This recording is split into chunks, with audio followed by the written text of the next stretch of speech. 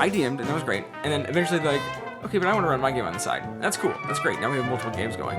And then we had 7 games going. And it's...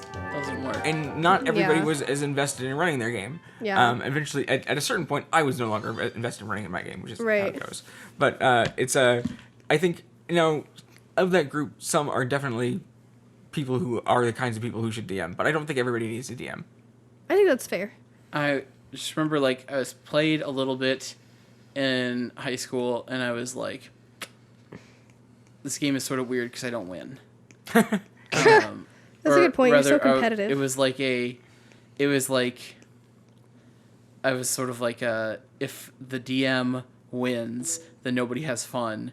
And it's not as fun knowing that I'm going to win every time because the DM can't win. Because I had a garbage way of thinking about D&D at the time. Right, yeah, that's the high school easy trap, right? High school D&D, right? And then I played in some college games, still playing 4th edition. I love 4th edition. Murder me later. Do so on a grid. Yes, on a grid. Make sure you wait your turn and use the correct actions. But the game was sort of fun. We played 2 sessions, and then the DM was awful, and he was upset that we were winning, and so he quit. Right. And then we got a new game going, and this game was really fun, but our DM got annoyed that one player wanted experience for every goblin, and so he quit. And then nobody was running D&D anymore, so I was like, well, I guess I'll do it. How many XP do you get for killing a DM? A DM? Yeah. All the experience you could want. That's insta level 20.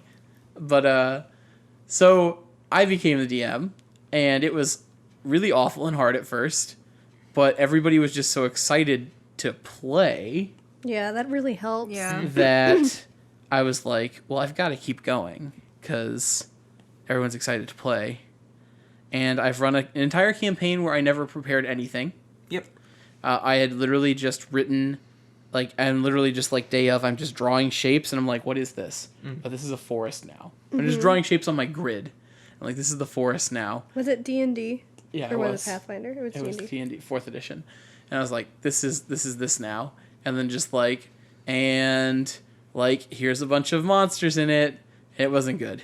And then eventually I started doing the same thing, except there were just recurring characters. Well, this is 4th edition also lends itself to this kind of thing a lot, as I understand it. I've never played 4th edition. I don't have any particular problems with it. So I started the super wrongest way, which was my cousin's like, hey, why don't you run a game for us? Like, that's cool. So I looked all the different editions. We were in an edition war lull at this point. D&D Next had been announced, but it hadn't been it was in the earliest stages of playtesting. So 3.5 was dead, 4 was shunned and banished, and so I started looking into Pathfinder, and Pathfinder had Wayne Reynolds art on the front, and I love Wayne Reynolds art, so I'm like, well, that's it. It doesn't matter what's in this book. This is what we're doing. And so I decided to run Pathfinder, which is the fiddly bits in so many rules edition, for 5 people, 3 of whom had played D&D before, and one of whom had not, but who was very passionate about the rules. 2 of those people knew 3.5 rules, and one of those people knew 3.5 rules wrong. So she just throw out fictional rules that I had to look up in both systems and go, no, absolutely not. What this means is I started with I never played as a player. I was drowned, I was just numbers. Inundated in DM world. All numbers. And so then I built my way up into the story aspect with people who cared about the story later. I think it'd be too hard to my biggest concern about being a DM is I think the most thing talking is very difficult, so I don't think I could do it. But no, I think the thing I'd have the most difficulty with would be making sure players could actually make their own actions. It's very difficult. Not writing a story with ends and then being able to improvise when they did things that I either didn't want them to do or didn't think about. And I know that's not the right perspective. It's supposed to be always encourage all decisions, but I think I'd be too attached to the work. I just think I don't know how to write well enough to allow for variation of storylines that I've started. and like keep going. It'd be too hard for me to not accidentally push them in a direction. Yeah, so I played with this DM, right, the railroading DM, and all he wanted to do was just have us sort of like Railroading, that's right. live act his story, right? It was Right. we were just an audiobook. We didn't get to make choices. Right. So my very first game was the intention behind it was I'm going to just try out a bunch of different things and we'll just see which one of these works. So when I play the game, like my second campaign, it'll be good. So it was a giant sandbox world it had some plot hooks, it had some open world environments, it had some like personal backstory options through them. There was a little bit of it all, and I screwed up about half of it and did okay the other half. What I found about like you were saying about stories is you don't write stories, you just write very carefully balanced piles of dominoes, and you just have to be fine with however the dominoes fall. Yeah. You just have to make up situations that whichever button they press, it does something, and they get to decide. Right. So I think railroads get always like thrown in a bad light. I think railroads, like railroading campaign players, that could be fun. Right. Yeah, you get on the train, but the train's gonna stop, and you get to play around in whatever area the train stops at. Yeah. And when it's time to get back on the train, get back on the train. That's fair, yeah. And that's sort of fun. But what's awful is what I've deemed the Jungle Cruise effect. Okay. Which is in the Jungle Cruise ride, it looks like you're on a boat, but everything is scripted and you can't interact with any of it. Yeah. I just saw a thing, Ricky. What? Are you gonna tell your kids to believe in Santa? What? I just need to know real fast, just real quick. Yes, of course. Okay. Ian, what about you? I think Rachel's has a vague opinion towards no. You're not my gonna parents tell your my kids parents to? told me that Santa wasn't real, but Jesus was real. Like This was their issue. If we tell them that Can Santa's they real, both exist? but if we tell them Santa is real and we tell them Jesus is real and one of them ends up being fake, they're gonna think that the other thing is fake. And people like when you hear people's unconversion stories, they talk about that a lot. I think that I think it's okay to teach it as the religion of Saint Nicholas or something. Which I think is also kind of funny because it's such a 7-year-old mindset, right? Like they told me the big fat man with his toys wasn't real, so you know what? Maybe Abraham Lincoln wasn't real. Like it's like these are very far apart different figures. So That's how we got the flat earthers. Is Santa Claus the only saint that Protestants believe in? He's a So to Santa. speak. First This off, question is not Santa. for me. It's Saint Nicholas, Santa Claus, I'm not Santa really, Claus. I get that. I'm not sure if there's any sort of Protestant doctrine on whether or not the Turkish political figure of the church, Nicholas, has made it to heaven yet. I don't think there's a Protestant. My Christian youth group had a really long conversation about this because, like, can you lie to kids? Yes, it's very easy. But yeah, that was the whole topic. Is like, are you allowed to lie to your children? Santa is not a physical person, but he is an embodied idea. My favorite, actually, That's a good. Well, then why did I have to fall asleep by midnight? Oh, because he's a very so that punctual- embodied idea can come. It's a if you look up Santa Claus in the dictionary, it says a personification of Christmas spirit, which I've always loved because if you know what that means, you're old enough to not believe in him. Remember when everyone was mad because there was like a Santa Claus needs to be black movement? This happens every once in a while. Like there's a. I only remember one from like 5 years ago. Right, He they was kind of Turkish, but there's so a it's fine. there's so the classic story is Coca-Cola decides what Santa Claus looks like. Oh yeah, Before that's right. all the Coke marketing, there's a bunch of different variations on Santa. Oh, And then okay. at a certain point, I don't know if it's a Coke ad or not, there's a black Santa, and there's a whole culture of different black Santas Mm-hmm. that has their own separate line, and it wasn't super popular recently, and there was kind of a movement to bring it back. I don't know Was if there ever woman Santa? Mrs. Mrs. Claus. But she doesn't sneak in anybody's house. That's not woman Yeah, Santa. she- That's Santa's There- wife. okay. That's different. There's no, so no, many the- movies. Every time the movie is like Santa's getting too old for his job and someone's got to take over, it's always his daughter. It is never literally his son. never his daughter. It's some schlubby No, dude I'm like telling Tim you, okay, Allen or I Vince think we're- Vaughn. okay, Okay, We are- Tim Allen kills Santa and then is becomes Santa, and Vince That's Vaughn- different. Oh my Vince god! Vaughn, we don't. That movie it's didn't never happen. Santa's Listen, daughter. listen. It's just I some just wanna say- schlubby I guy. think doesn't I've Anna seen- Kendrick or somebody become Santa? Yes, at some Anna point? Kendrick becomes Santa. That's literally Santa one Claus movie. spends so much time and effort providing for his wife so that she does not have to leave the house. He commits multiple millions of felonies a year. For her standard of true. living, you give that man some respect. You You're don't right. need to do this to You're him. right. I'm That is my dream. not disrespecting This podcast is going to Santa. come out in January. Okay, well we got some Christmas brain. Whatever. That's fine. That's fine. Christmas brain, Christmas brain. Don't you dare. You've got Oh, Christmas no. brain. I'm just Stop. saying, Mrs. Claus does never get to be Santa. It would be nice if like she was like Mrs. Claus JD and she like handled the legal side of the arrangement or something. Like Yeah, yeah. could yeah. find Oh, a place for her in the I smell a organization. spin-off film. So what is your favorite Santa mythos? oh, probably the one 'cause it mine involves is- orcs. Okay, mine definitely is like Tim Allen. Tim Allen. What does this mean? Santa What is Claus your 1. question? I don't understand. Okay. Which Rephrase is that. my favorite like what's your Christmas favorite canon? Santa I've got lore? one. I've got good Santa lore. What's your good Santa lore? Saint Nicholas at the Council of Nicaea punched the heretic Arius in the face for saying that Jesus was born, or I don't even know what The heresy. Arian heresy Is was that- the not whole. It's 50% God, 50% man, or something. That's I yeah. forget anyway. There's Anyways, that- he punched him for being a heretic. So Santa punches heretics. That's my favorite Santa mythos. There's like the what is it? There's that one animated movie where all the fake holiday people go fight evil, and Santa's like a big lumberjack man, and he's got like a naughty tattoo on one arm and a nice tattoo on the other arm. Oh, it's just like a know. mid 2000s thing. I've And seen there's that. like like Santa Claus the sexual predator who was fucks your like- mom. No, what? No. What movies were you watching? That's bad Santa. Those are from songs. Yeah, You're right, the there were like 5 songs Oh, I about saw that. Mommy Kisses Santa Claus.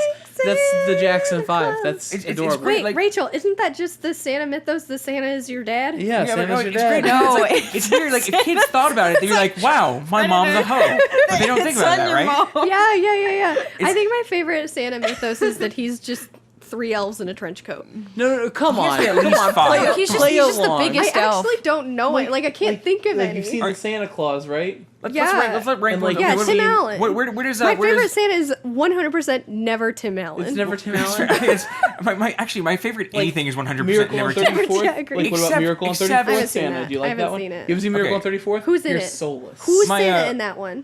I don't know. My favorite sheriff is Tim Allen. soulless. Tim Allen's my favorite. Wait, no, he's my favorite space ranger. There we go. Oh, okay. I'll take it. Sure. Anyways. There's not a lot of those. What about the claymation one? Where does claymation rank? Which claymation? Oh, the one? Rudolph? Rudolph. Oh, the Rudolph. So the Rudolph That seems show fine. is not my favorite. But the Santa Claus is Coming to Town one is beautiful and super weird. And the Winter Warlock scared me as a child. Yeah. Yes. Okay, so I just saw a tweet about this, and it was, are we really supposed to believe that Santa knows if every person individually is naughty or nice, but didn't know that Rudolph was getting bullied? Why do you think he? No, this is how you do it. You elevate the kid who is being bullied to a new position of power.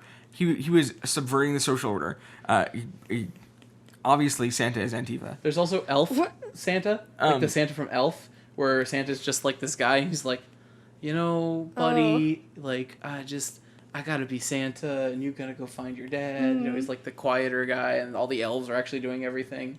My There's, favorite like- Santa is the most, like, mythical version of Santa. Which like, is I the don't know. naughty and nice tattoos one, right? No, it's probably just Oh, okay, it's okay. probably some Best- just some guy that you're like 7 years old and you look and then there's like a man coming in I've your tree, and you're like, who is that? And he looks at you, he goes shh, and then disappears into a cloud Best of Santa? like Or dust. the old man in a Hallmark movie. No. Best Santa is 100% Lion the Witch in the Wardrobe Santa. Father Oh, Christmas. Father Ooh, Christmas. Okay, I'll He gives like doesn't one of them get a sword? I want Santa to bring me a sword. Yeah. I read Yeah. a series of Peter, essays clean on your soul. about how Father That Christmas. should happen. What? about Rachel, about what? Continue. About Father Christmas? What? It's like a bunch of essays by involving J.R.R. Tolkien about Father Christmas and how it's really important that kids believe in Father Christmas for the development of their imagination, and it will Tolkien is very big emotionally on this. stunt a child if they don't believe in Father Christmas. And he would like phase Father Christmas out of their lives at exactly the right time, and he would write letters all year from Father Christmas to his children, and they are published in a very sweet volume of handwritten letters by J.R.R. Tolkien to his kids. Speaking of, I think- if you guys do decide to not tell your kids about Santa, think about the impact it has on the other kids that do believe in Santa. There's a correct way to do this. That needs to happen. You There can need to raise be your child to kids. be a Santa atheist, a Santatheist, if you will, but also won't. not be a snitch. No, so here's the thing: because that has to happen. There's like milestones in children's life, like riding the bike, and you have to like. It's the first time you get confronted about a belief that you can't prove, and you have to decide if you're gonna cower away and listen to like the facts, or if you're gonna stand up for this. Are you implying a group of Santa separatists, like 6-year-olds, who are like, you can't tell me he's not real? I'm gonna go find him, and like, No, some of do my- they reject this? When I Did was you- like 15, like- several of my friends told me that they still believed in Santa, like after I'd known them for a couple years. And it was a really strange moment for me because they were very sincere in their like childish. Like when I was in Belief about second it. or third grade or whatever, like there's always the kid who's like, Santa's not real, it's just your parents. I find my presents all early all the time. Da da da da. I'm an only child, and that's why I'm like this. Right. But anyways, It was actually, it's and then It seemed like you were thinking of someone like they specific. tell that to me, and I'm a little kid, Ricky, and I'm like, this is like, do I believe him?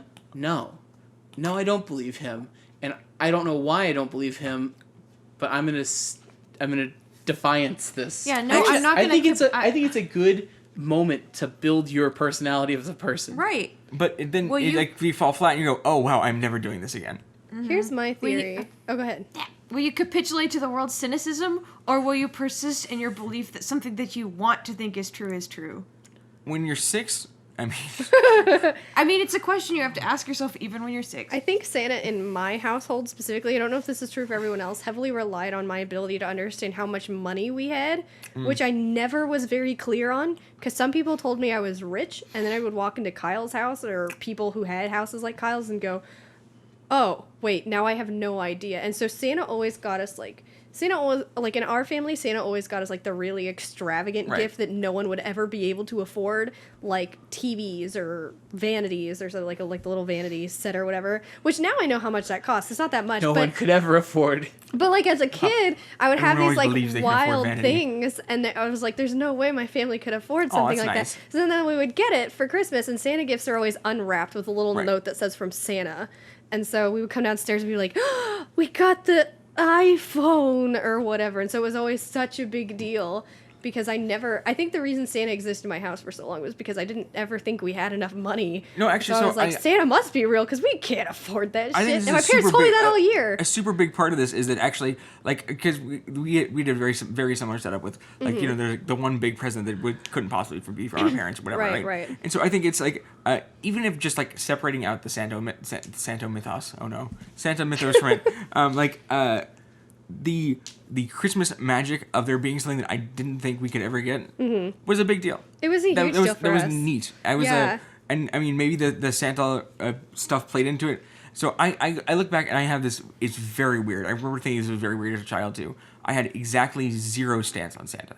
I would turn myself inward and like think, do I believe in this? And I just kept literally coming up empty. Like I did the did not same get a yes thing. or no. I actually did the exact same thing. However, so I actually think this is telling of me and Thomas because I did the same thing, but I also did it with Jesus. Sure. Where I was like, I would ask myself and then I would just sort of like stop. Like I didn't even answer. It just Right. never got that far. But Thomas, on the other hand, he was so sure Santa didn't exist that he would stay up till like as late as his little tiny brain possibly could, which was like 10 p.m. This was last year. He would stay up all night trying to catch Santa just so he could trying to figure it out. And he would leave out the milk and the cookies and everything, and he would fall asleep on the couch next to the tree. He literally never once stayed up enough to actually find out. And he did this Any up until high parent- school.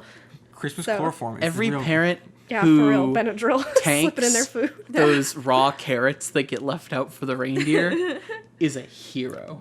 I believe, What? I'm led to believe, we fed them to our dog. What are you talking about? Okay. What did you say? So like you leave out milk and cookies for Santa, right? Yeah. That's the thing. And some people also leave out carrots for the reindeer. Oh. But the thing is, the carrots come back. And, You like- come back, and the carrots, because the reindeer are polite and they want to make sure you know that they were here. exist. They only took one They delicate took bite out of bites. the carrot, They took bites out of the different carrots. and so right? they didn't just eat the whole And so thing it's because that would be weird. It's like my dad. Reindeer bites. My dad would, my dad must have just like, and these aren't just like, carrot sticks or anything like They that. got the big meaty carrots. You carrots. get the They're big reindeer meaty carrots. Yeah. And he just like, For the children. took it like a champ and just bit into a carrot, like non-peeled, anything. Just Well, maybe he just cut it. No. no. We can't ruin Christmas twice. I'm sorry. I didn't do I may anything not believe for in the Santa, but I reindeer. always believe in the carrots. My dad. But, Well, so my even- parents. Okay, so even my parents last year. always let me believe in Santa, but they dropped little hints. Like my dad would be like, "I'm pretty sure Santa's favorite food is brownies," and we'd be like, "Is it?" And he's like, "Yeah." We're like, "That's your favorite food," and he's like, "That's weird." But no one ever confirmed it for us. We had little things throughout our life. Like I'd be like, "Oh my sweet. god, how did Santa know I'd want this?" And Mom's like, "Santa and I talk."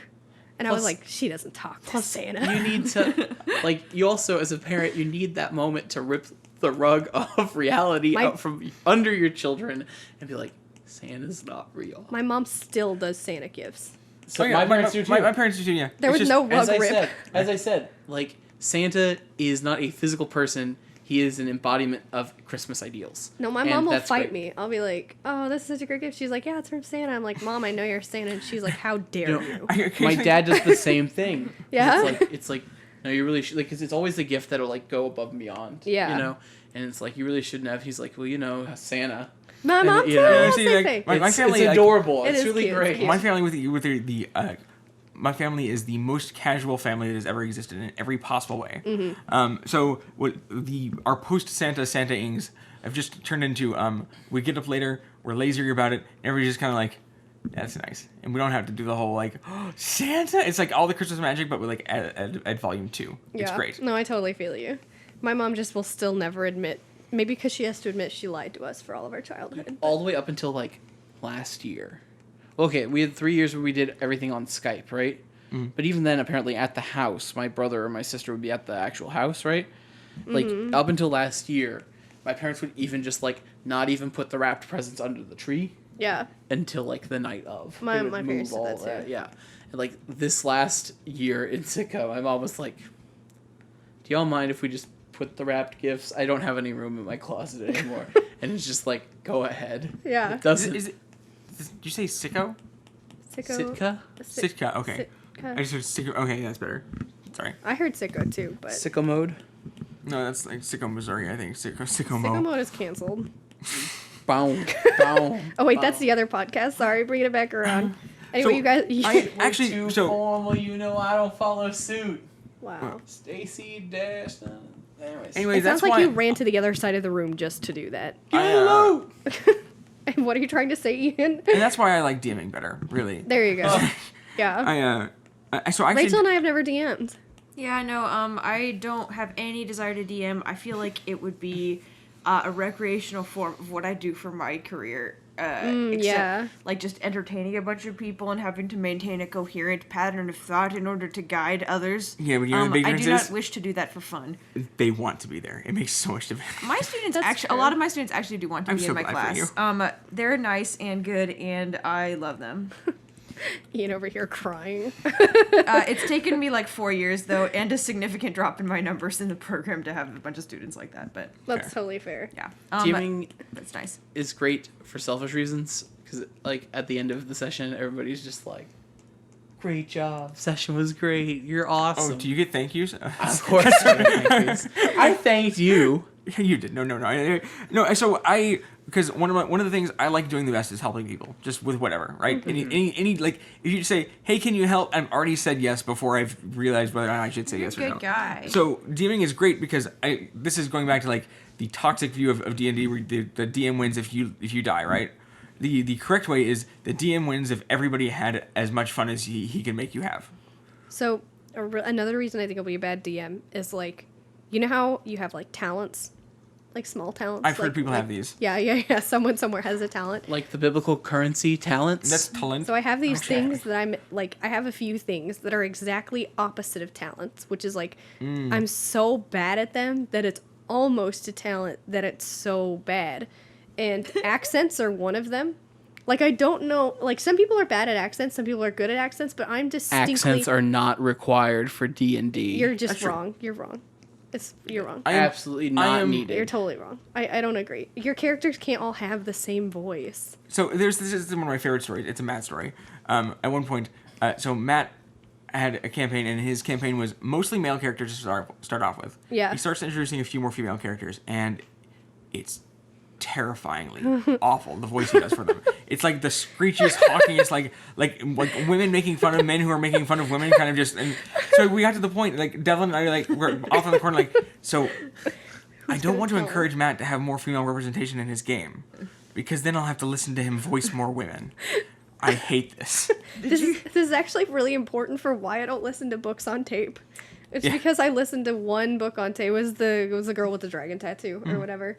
It was that series, and I was listening to it on my way to Rhode Island. And the guy that was doing the reading for it would do girl voice, and he was like a 50-year-old white guy, and his girl voice was like raspy and high pitched, like he's never heard a woman in his life. Yeah. But if he did, it would sound painful and difficult. This is why actually I really like I didn't. It's just not something that happens very often. Audiobooks narrated by female readers, they like there is an equivalent. I don't know how to do man voice, and you sound super stupid. Yeah, and I believe it. It just doesn't happen in society very often. Oh, I go and I hit the stick. Like, great job, Nancy. Thanks for that. Yeah, no, it ruined audiobooks for me. I couldn't take her. The main character of those books is a woman, and she's a very serious character. She's- and then he'd voice her, and I'd be like, "This is horrible. This has ruined everything." In those situations, I just end up assuming that all the women that are voiced by men are just frumpy people.